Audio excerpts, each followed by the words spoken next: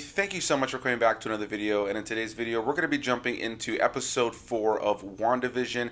Just like the other episodes, I'm going to be talking about spoilers, so if you guys have not seen the episode, I do recommend going to watch the episode before watching this video. But if you don't care, or maybe you just want to hear my general thoughts really quickly, what I will say is that if you've been waiting for this show to kind of touch on some of the missing pieces, give you a little bit more answers, show us a little bit more of what's going on, it's finally happened with this episode. A lot to talk about, and I'm going to be completely and utterly honest with you guys. I actually filmed this already 3 different times. The first time, mic wasn't plugged in. Second time, realized after filming for 11 minutes that I had a bunch of stains on my shirt that I didn't realize I had. So I was looking messy and I wasn't happy with posting that, so I decided, let me try again. And then the third time, I felt like I just couldn't get a coherent thought out. So here we are with the 4th time, and I'm not gonna lie, I'm pretty pissed off at this point. I just want to kind of grab my freaking tripod and throw it to the other side of the room.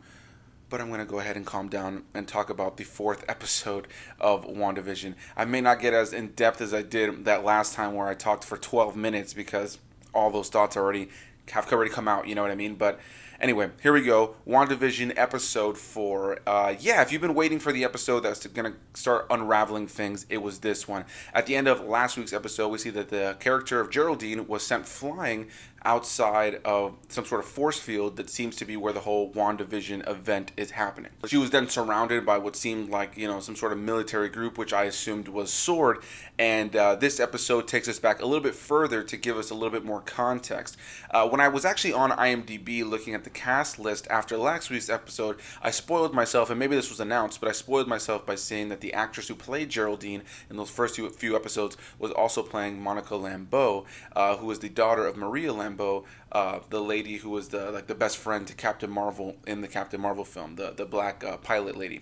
And yeah, so we get to see this character from Captain Marvel all grown up now, and she's part of this story. And the episode opens up with a connection to Infinity War and Endgame, where she is coming back from the blip, the famous snap at the end of the events of Endgame, and she's kind of coming to in this hospital. A bunch of people are coming back, and there's a bunch of chaos and panic, and that's when she learns that her mother actually passed away a few years prior due to cancer. And yeah, she doesn't really realize that it's been 3 years now since the blip, the snap. And I love that they touched on that once that opening happened and how epic it was, and then it went into the Marvel logo, the Marvel opening. I got chills, and I knew this was going to be a great episode. And not only are we reintroduced to a character like Monica Rambeau with the recasted older version, we also get reintroduced to Darcy Lewis from the Thor films, played by Kat Dennings, and then Jimmy Woo, the character of Jimmy Woo from the Ant-Man film. So yeah, I really enjoyed the fact that this episode actually had quite a few different characters from different Marvel properties, side characters. Being able to see them be a part of this mix together was really cool. And we end up learning that S.W.O.R.D, which I mentioned in the first few episodes, was kind of like a new extension of S.H.I.E.L.D.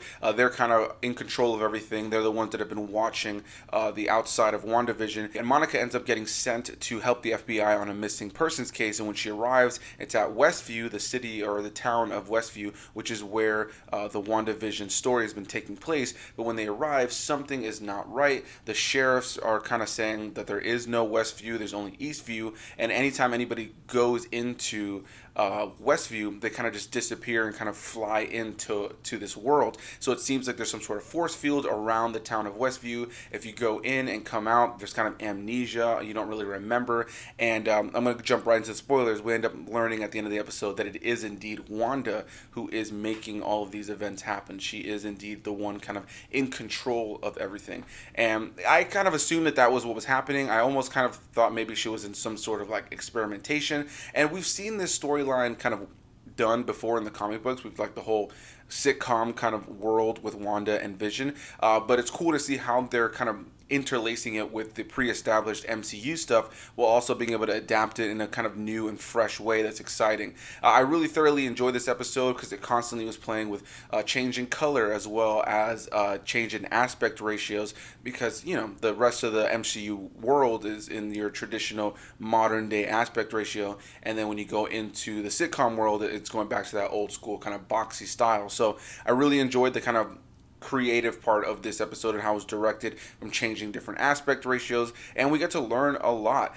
Darcy ends up finding out that there's some sort of broadcast coming out of this town, and then when they try to send in drones or helicopters, anything like that, they all just kind of vanish. And they end up finding that there is some sort of broadcast. They end up tapping into it, and they're literally able to watch WandaVision on the outside. The exact same episodes that we were watching in the first couple episodes is what they're able to watch on the outside on some old monitors. So literally the laugh tracks and the black and white and the very over-the-top, production of these kind of old sitcoms, everybody in the real world is able to watch this as well. They do make mention in this episode about the fact that Vision is indeed dead, and that just kind of puts the nail in the coffin about it really being Wanda who's doing this. She is the reason that Vision seems to be alive. There's a moment near the end of the episode where she sees him dead, like all grayed out, like we see him in Infinity War with part of his head missing after Thanos ripped it out. So she's clearly kind of keeping him alive in this false reality. And anytime that we saw anything kind of weird happening with S.W.O.R.D, maybe the scene in the second episode where Wanda was hearing a voice coming out of a radio, that was actually Jimmy Woo. We start to kind of get those recontextualized moments that connect us to what we've been seeing in WandaVision. That's been a little bit strange for those characters, but really how it's kind of just been the people on the outside, S.W.O.R.D, kind of manipulating things or trying to send people in or trying to send things in, kind of like the beekeeper guy that we see at the end of the second episode where Wanda ends up saying no and time's reversed.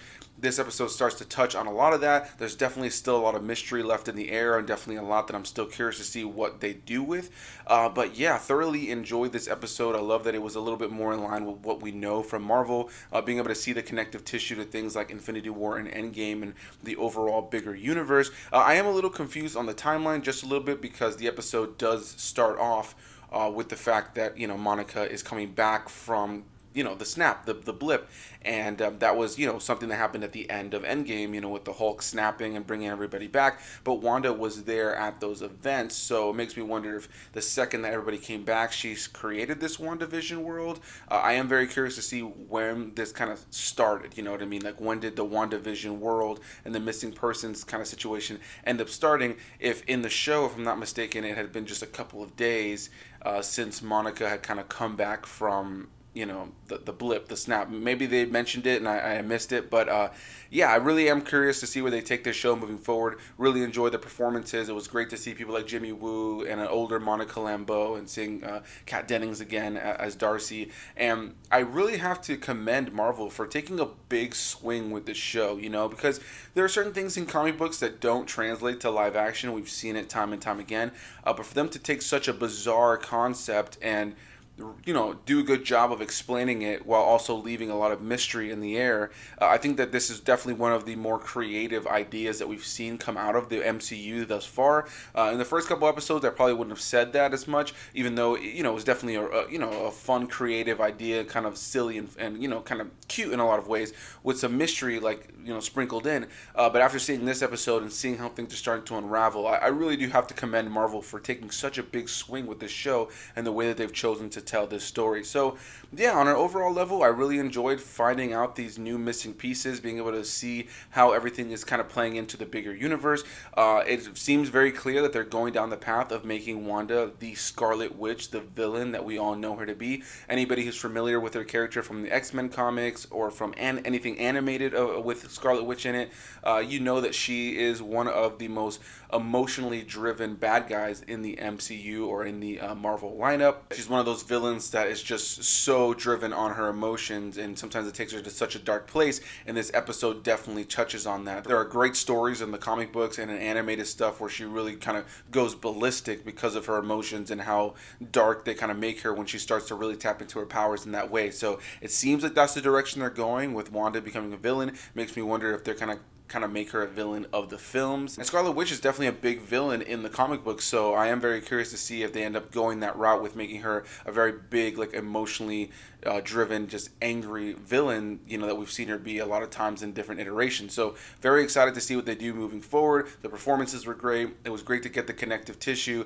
There was probably some other stuff that I should have mentioned that's kind of just lost my mind. I don't even know at this point what I've said in this video compared to what I said in the last two, or the last three, I should say. But I hope you guys enjoyed the video. Comment your thoughts down below. Can't wait to hear what you guys have to say about this episode. Hit that like button and subscribe for more videos if you guys are interested. And yeah, let me know what you're most excited for moving forward. You know, did you guys know that the actress who played Geraldine was going to be Monica Rambeau? Maybe it was just me who was late to that. I liked the fact that they were able to kind of connect all these characters to this event, being able to see them connected to Infinity War and Endgame the way that they did. I thought it was executed incredibly well. I thought the episode was just a good, fun watch that gave us a lot of answers, and I very much look forward to seeing how they kind of use the sitcom thing moving forward, because now after this episode, with everything kind of being unraveled, it's going to be, I think, a little strange to jump into another episode that's exactly like those first three episodes where it's primarily the sitcom thing. I am very curious to see what they do moving forward. It's probably going to, you know, jump back and forth. It was cool to see the change of aspect ratios and color to black and white throughout the course of the episode, which kind of gave it this fun, creative vibe to it. So anyway, I'm rambling my thoughts now, and at this point, I don't even know what I've said anymore. So a big thanks to you guys for watching, and I'll see you guys in the next one. Bye-bye.